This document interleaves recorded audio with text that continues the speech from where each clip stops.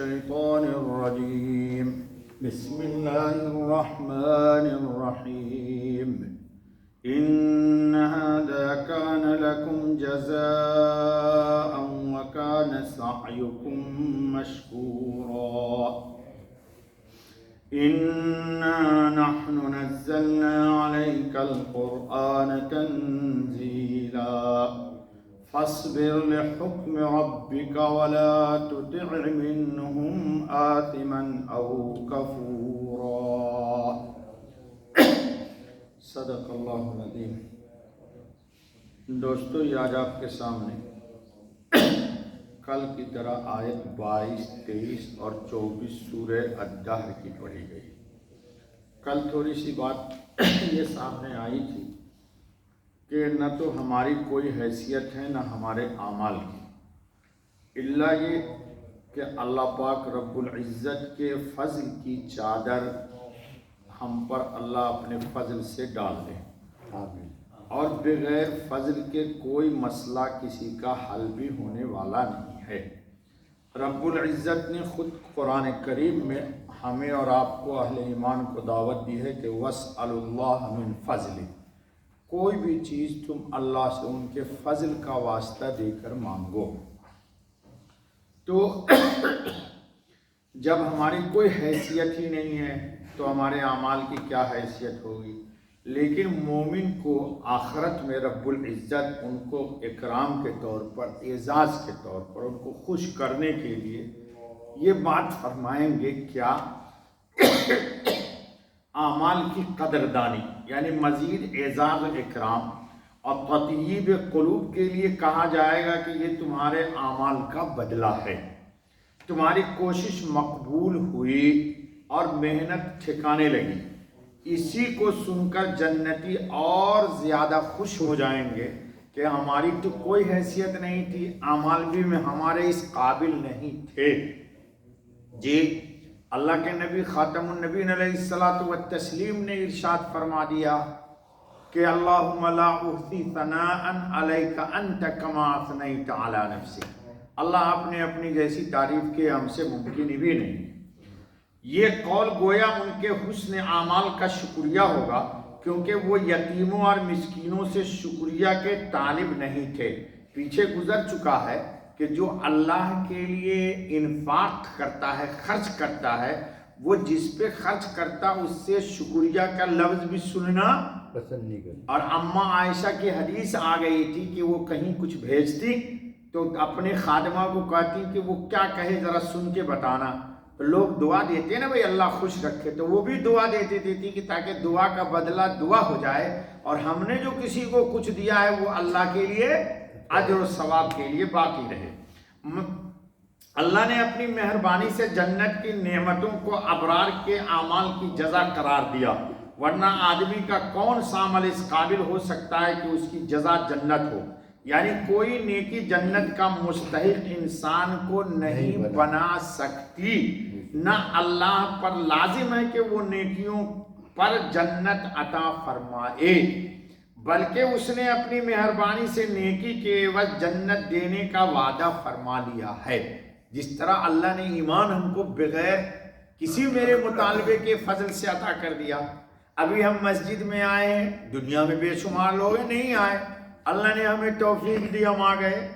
بہت سارے ساتھی نماز پڑھ کے چلے گئے، آپ قرآن سننے بیٹھ گئے، تو فضل پر فضل، فضل پر فضل، فضل پر فضل۔ اسی کو قرآن نے کہا ہے نور علی نور، ایک نیکی دوسرے نیکی کو کھینچ کے لے آتی ہے۔ جیسے وضو کرتا ہے بندہ تو نماز کی توفیق ہو جاتی ہے۔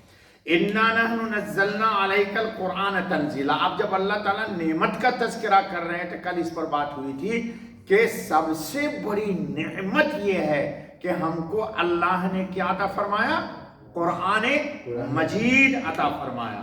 تو قرآن جب عطا ہوا ہے تو اس کی ہمیں قدر کرنی چاہیے، اس کو پڑھنا چاہیے، اس پر عمل کی کوشش کرنی چاہیے، اور اللہ سے مانگنا چاہیے کہ اے اللہ ہم کو قرآن کا باطنی اور ظاہری وہ نور عطا فرما جو ہمارے قلوب کو منور کر دے، جو ہمارے قلوب کو منور کر دے۔ فاصبر لحکم ربک ولا تطع منهم آثما او کفورا۔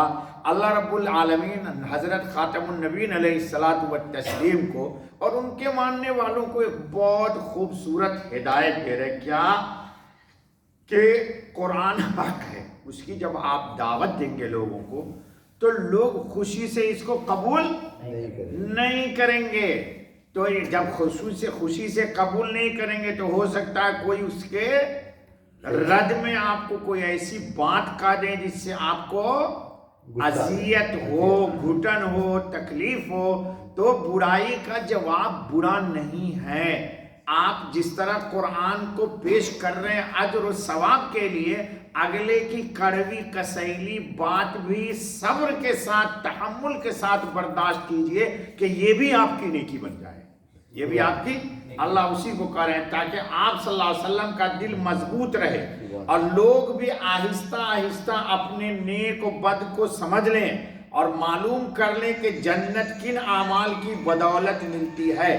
اگر اس طرح سمجھانے پر بھی نہ مانیں اور اپنی ضد اور عناد ہی پر قائم رہیں تو اے میرے نبی خاتم النبیین صلی اللہ علیہ وسلم، تو آپ اپنے پروردگار کے حکم پر برابر جمے رہیے، اللہ کا حکم ہم سے نہ چھوٹنے پائے، اور آخری فیصلے کے دن کا انتظار کیجئے۔ ہاں، آخری فیصلے کے دن کا، وہ فیصلے کا دن تو بہت دور ہے دوستو، سکرات کے وقت ہی انسان کو پتہ چل جاتا کہ اس کا نام سعید لوگوں میں ہے یا اس کا نام شقی لوگوں میں ہے۔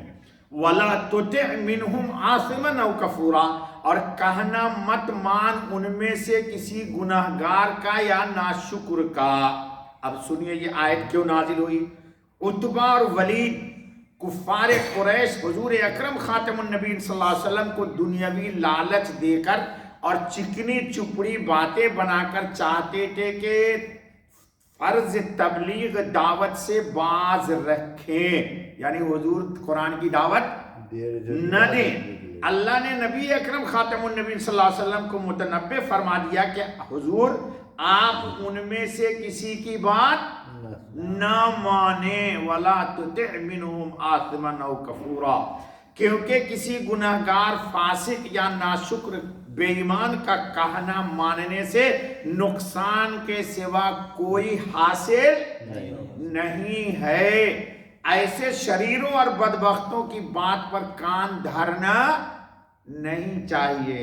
کہتے ہیں کہ ہاتھی اپنی رفتار سے چلتا رہے اور کتے بھونکتے رہیں، ہاتھی نہیں دیکھتا کہ یہ کیوں بھونک رہا ہے۔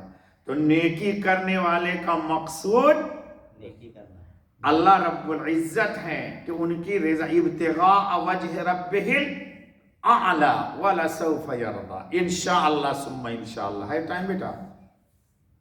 جی، مقاتل نے کہا کہ آثم جو آیا ہے یہاں پر سے مراد عتبہ ابن ربیعہ ہے، اور یہ جو کفورن کا لفظ آیا ہے اس سے مراد ولید بن مغیرہ ہے۔ دونوں نے رسول اکرم خاتم النبیین صلی اللہ علیہ وسلم سے کہا تھا کہ جو کچھ تم کر رہے ہو اگر عورتوں کے اور مال کے لیے کر رہے ہو تو اس سے باز آ جاؤ۔ عتبہ نے کہا میں اپنی بیٹی کا نکاح بغیر مہر کے کر دوں گا، حضور کو پیشکش کی۔ آج بھی لوگ گمراہ کرنے کے لیے قادیانی کیا دے رہے؟ چھوکڑی اور نوکری۔ کہتے بھائی لڑکی چاہیے تو لے لے، نوکری چاہے تو میں ڈی ایم سے سفارش کر دیتا ہوں، نوکری مل جائے گی۔ تو حضور کو بھی پیشکش کی، کس نے؟ جی، عتبہ نے کہا میں اپنی بیٹی کا نکاح بغیر مہر کے کر دوں گا، اور ولید نے کہا میں تم کو تمہاری پسند کے موافق مال دوں گا۔ اس پر اللہ نے یہ آیت نازل کی کہ وَلَا تُطِعْ مِنْهُمْ عَاصِمًا أَوْ كَفُورًا۔ جی، کعب ابن عجرہ سے آپ نے فرمایا اللہ تجھے بے وقوفوں کی سرداری سے بچائے۔ حضرت کعب نے کہا یا رسول اللہ خاتم النبیین صلی اللہ علیہ وسلم وہ کیا ہے؟ فرمایا وہ میرے بعد کے سردار ہوں گے جو میری سنتوں پر نہ عمل کریں گے نہ میرے طریقے پر چلیں گے، بس جو لوگ ان کے جھوٹ کی تصدیق کریں گے اور ان کے ظلم کی مدد کریں گے ظلم پر، تو وہ میرے نہ وہ میرے ہیں اور نہ میں ان کا. یاد رکھو میرے حوض